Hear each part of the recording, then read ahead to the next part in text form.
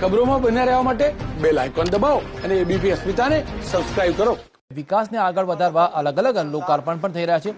સુરત પર્યાવરણને ફાયદો થાય તે માટે ઇલેક્ટ્રિક બસ પણ શરૂ કરાઈ રહી છે। પેજ પ્રમુખ એમાં એમણે પોતે પણ પોતાના મત વિસ્તારમાં પેજ પ્રમુખ તરીકે એમણે નોંધણી કરી છે। હું એમને કાર્ડ આજે અહીંયા અર્પણ કરું છું। ભારતીય જનતા પાર્ટીની આ પદ્ધતિ રહી છે કે પાર્ટી નક્કી કરે યોજના એ બધા કાર્યકર્તાને લાગુ પડે છે, પછી મુખ્યમંત્રી હોય કે બૂથનો કાર્યકર્તા હોય।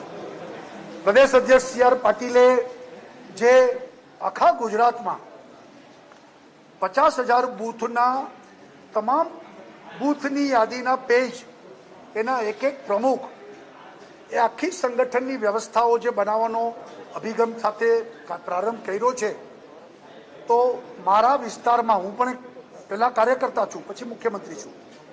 મારા વિસ્તારમાં એક પેજની જવાબદારી મારી પણ બની છે અને એ પેજ પ્રમુખ તરીકે મેં પણ મારી સમિતિ સબમિટ કરેલી છે અને દરેક પેજ પ્રમુખોને આ પ્રકારના આઈડેન્ટિટી કાર્ડ આપવામાં આવી રહ્યા છે।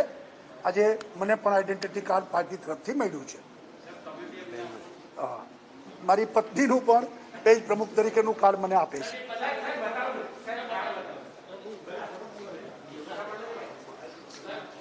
ફોટા પર આંગળી બંને ફોટા પર સાઈડ આમ પકડો સાઈડ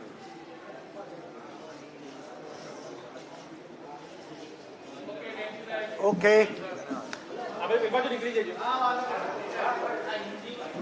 અને તેમની પત્નીને પણ આપ્યું છે। ખાસ કરીને જોવા જઈએ તો પેજ પ્રમુખ બન્યા છે સીએમ વિજય રૂપાણી અને તેમના પત્ની, તો તેની જવાબદારી નિભાવવા માટે, કારણ કે તેમણે કહ્યું કે હું પહેલા કાર્યકર છું, પછી સીએમ છું અને ભાજપનો દરેક કાર્યકર આ જ રીતે કામ કરે છે। ભાજપની આ પદ્ધતિ છે અને તેના કારણે જ અત્યારે તેમને કાર્ડ આપવામાં આવ્યું છે। પ્રદેશ પ્રમુખ સી.આર. પાટીલે તેમને પેજ પ્રમુખ તરીકેનું આઈ કાર્ડ આપ્યું છે, તેમની પત્નીનું આઈ કાર્ડ પણ વિજય રૂપાણીને આપ્યું। પ્રદેશ પ્રમુખ સી.આર. પાટીલે મુખ્યમંત્રી રૂપાણીને પેજ પ્રમુખ તરીકેનું કાર્ડ સોંપ્યું છે।